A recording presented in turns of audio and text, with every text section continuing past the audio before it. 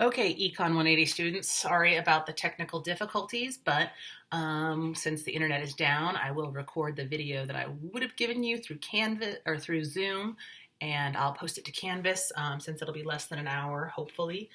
It will post with no problem, and we'll be able to still get some kind of learning outcome today. So, if you want to follow along in the slides or in the book, I'm going to kind of go through the second half. So we talked last time, and I'll post another video later on about the stock and flow model of housing and rent control. The basic idea is, though, that rent control is not the best way to subsidize housing. The best way to subsidize housing would be something more targeted that doesn't have so many unintended consequences. And so what we looked at in the book, what we talk about, is the idea of trying to target low-income households with the goal of raising their standard of living and with reducing the negative externality associated with substandard housing. And this comes from the idea that low-income individuals are going to tend to be consuming less housing, maybe in not pleasant neighborhoods, something like that. And so there's some sort of negative externality, some side effect associated with slum housing. And so we are going to compare 4 different policies associated with housing subsidy based on their ability to achieve those 2 goals: slum reduction and standard of living for raising the standard of living for low-income households. And we're going to do that by using some of the same model tools we used before. So remember, we talked before about income being Y, housing consumption being quantity of housing Q times price P, and that everything else you consume was going to be C, a composite good for all other consumer goods. So we've got our constraint is going to be Y equals PQ plus C. And now for our purposes, we are going to ignore the commute costs because we're not really talking about that. We're focusing a lot more on just making sure that we can look at the effect of housing. And so the way we're going to do that is you can mathematically solve for the budget constraint associated with that housing. And if you look in your book, there's the details about that, on the slide. I'm going to just focus on the graph because to me that's the more complicated part. That's the part that's a little bit more interesting. And so what it's going to be is just basic budget constraint and utility maximization problem, right? So we can either consume bread or some quantity of housing. So we've got housing up here. Okay. And bread down here. My dry erase board is breaking. Okay. And then we've got a budget constraint associated with some low-income households' consumption point. And they can either spend all of their income, Y, on bread, or they can spend some amount of income on their housing, right? All their income on housing. We're going to assume that they consume some medium quantity of both. And so we're going to talk about that being Q naught, right? So you can see that there's kind of like, so they're at this consumption point here. And the way we're going to compare our ability to achieve those 2 goals, slum reduction and increasing standard of living, is we're going to look at slum reduction as being measured by how much housing they consume, the quantity of housing they consume, and then our measure for whether or not their well-being has improved is going to be based on their utility curve. So let's get a utility curve up there. I'm going to get to use all my pens. So let's do the utility curve.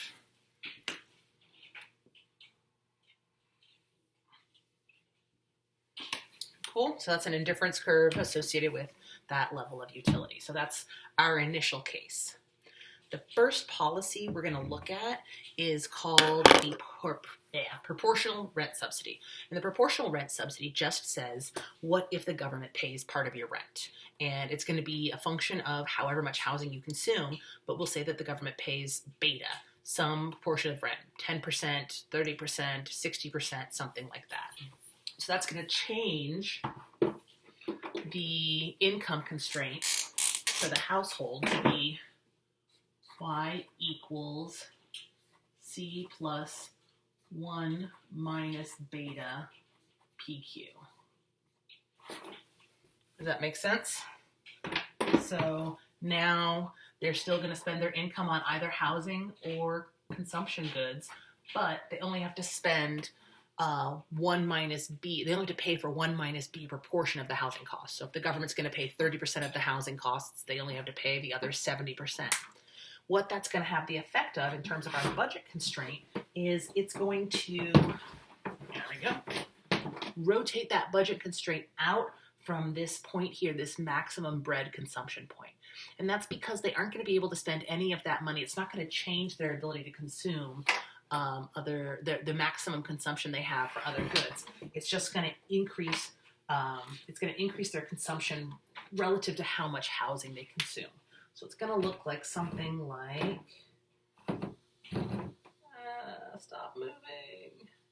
Something like that. So that's our partial rent subsidy consumption point. And you can see this. I tried to, in the PowerPoints, go through and really show you each point in each line, but it's nice to have them all on one graph because then you can see the different effects. But it does make it a little bit more complicated. So I'm just going to kind of scroll through my notes here as we go. So now we've got the partial rent subsidy consumption point. And what you're going to see there is that's definitely going to achieve our two goals. It's going to increase the consumption of housing, let's say, by a lot. So now we're going to consume all of this housing here. And we can assume it's probably going to increase consumption of everything else too. And that's because we assume that composite good bread is a normal good, and this functions as something of an income increase. And so we'll probably see some increase in consumption of everything else, but not necessarily. And that's not super important for the model. What's important for us to see here is that now we are consuming, all right, pens are falling everywhere. I gotta get this up on the wall. It'll be better when I get this up on the wall. Now we're consuming QPRS, the quantity of housing that we can consume with that partial rent subsidy. And the other nice thing that we see now is that we are on a higher indifference curve. So this has achieved both of our goals. We are on a higher indifference curve, so we have improved the well-being of low-income households, and we're consuming a higher quantity of housing. We've reduced that slum externality.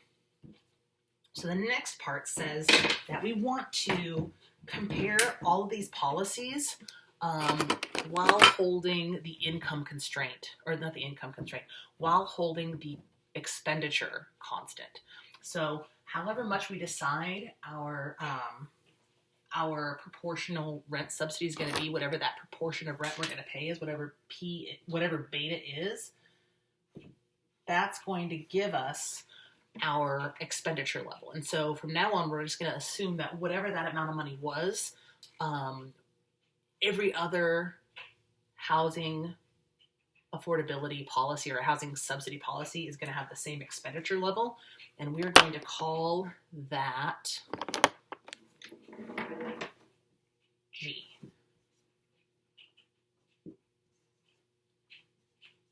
So however much the government spent on that proportional rent subsidy, that's how much they're going to spend on all of their other policies.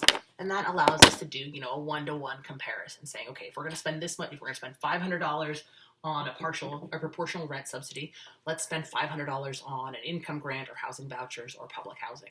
Okay, and that way we can compare everything evenly.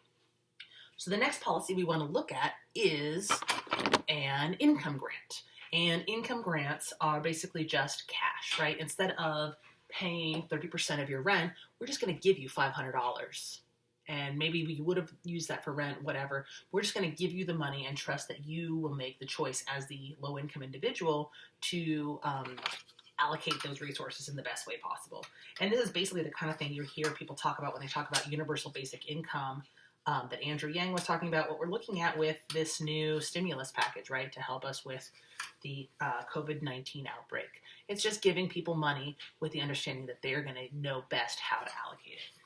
So what this is going to do then is this is going to have the effect of just shifting that budget constraint up by the size of the expenditure, by the size of that income grant. So what we'll see is if we shift our budget constraint up by the size of the income grant.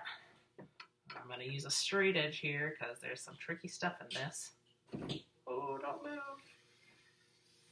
It's going to give us this new higher budget constraint that is parallel to our initial budget constraint.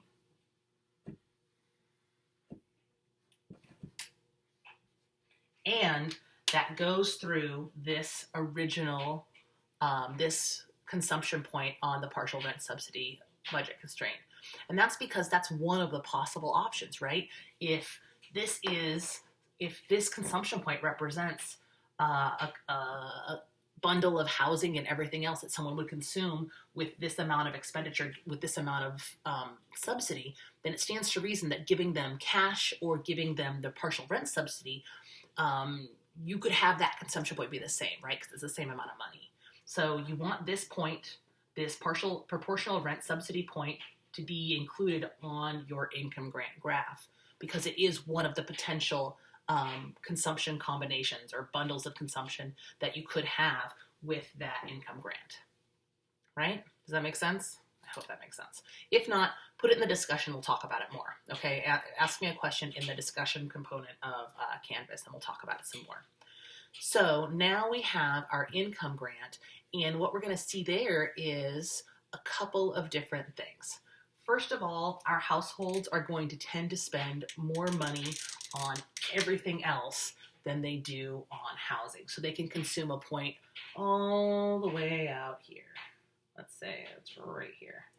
And so the basic intuition here is that households do want to consume more housing, but there's probably a lot of other things they'd rather consume too. So maybe they want to consume more of food, more education, more utilities, more internet, something like that. So we're going to have, again, a new consumption point for housing. So this is going to be the quantity of housing for income grant. And we're going to have a new utility curve. And one of the things that we see here is that this utility curve is downstream of this up higher utility of this proportional rent subsidy utility curve. So it's actually going to be a higher utility curve than the proportional rent subsidy. And you just sort of have to imagine them being drawn in such a way that that works. But mathematically it works because it is a further out point, right? And that's based on kind of the slope of those two budget constraints and the tangency associated with them. So now we have three consumption points, right? We have our initial point where we had no rent subsidy. We have proportional rent subsidy where we've increased housing by a lot and increased consumption of other goods by a little bit, getting us to a higher utility curve. And we have the income grant, which increases housing consumption by a little, but increases utility by a lot. The next option is a housing voucher program. And what that basically is saying is we like the idea of an income grant, but maybe we don't trust people. We want to make sure that they are only consuming housing with this subsidy. And so what an income grant or what a housing voucher does is a housing voucher says, here's some coupons that you can give to a landlord and the landlord can turn into money, but it doesn't give you the ability to spend it on anything else. And so what that actually acts like is it acts exactly the same as the income grant, except that these consumption points aren't possible. So you can't consume beyond this Y here because the maximum you can spend on C is Y. Does that make sense? So with the income grant, you could have spent some of the income grant on anything, on cheese, on anything, right? It's just cash. With the partial rent subsidy, or with the income grant, okay, so let me say it again. With the income grant, you could spend that money, that subsidy on anything. You could spend it on housing, you could spend it on cheese, you could spend it on tequila, right? With the housing voucher, you can only spend that on housing. So it does have the effect of shifting the budget constraint up in the same way that the income grant does, but all of these consumption bundles are impossible because even though you've increased this person's income, they still can't spend more than Y on other consumption goods. So if I've got, my income is $2,000, I get a $500 housing voucher. I could spend all $2,000 on everything else, but I can't spend even 1 penny of my housing voucher on consumption goods. If it's an income grant, I can. So what that means is with the housing voucher, we end up at this slightly lower consumption point in terms of utility. Let's see. I'm going to show you guys this on the black pen. So it's going to be right here and right here.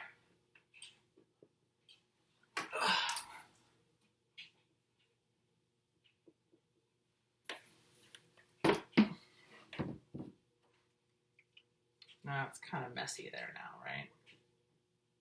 There we go. So that's a higher level of housing consumption than the income grant, but a lower level of utility.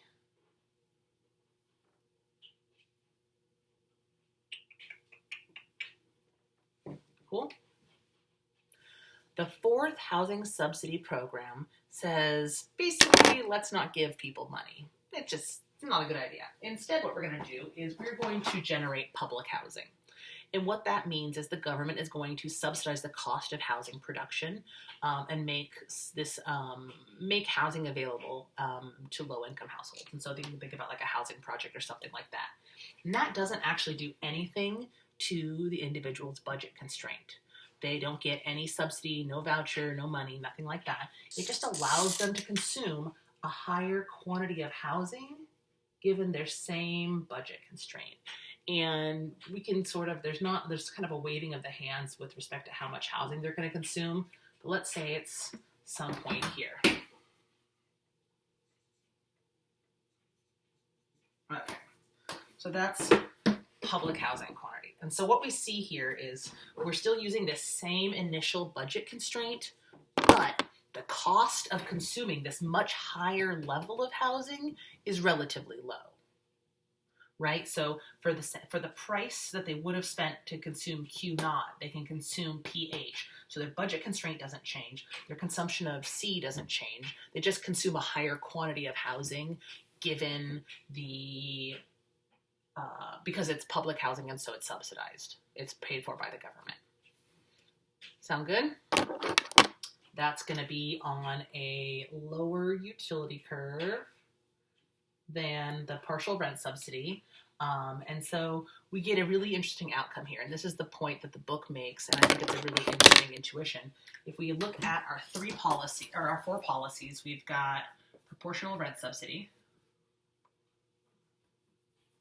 Oops.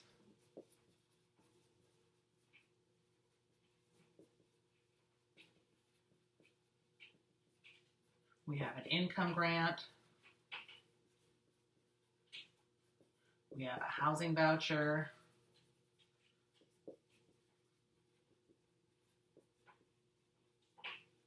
And we have public housing.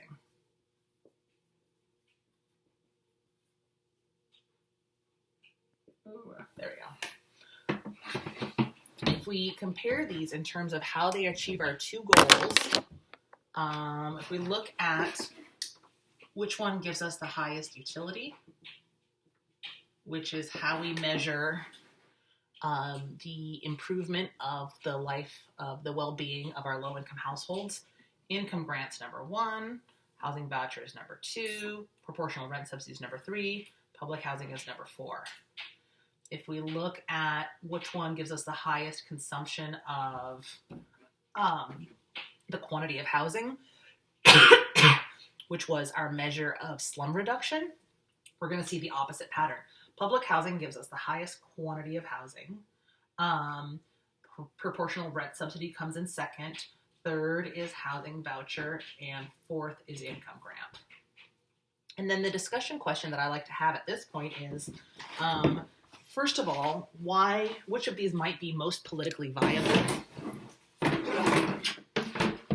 Which of these might be most politically viable? And why or why not? Why might say income grants be less politically viable than public housing, and how does that change the way we evaluate these policies? And then the other question I have is, how effective are these policies truly? So when we think about things like public housing reducing the slum externality, and that's the terms that the book uses, do we find that to be actually true? And what are the real sort of real life outcomes we experience there? So that's kind of the thing I want you guys to think about.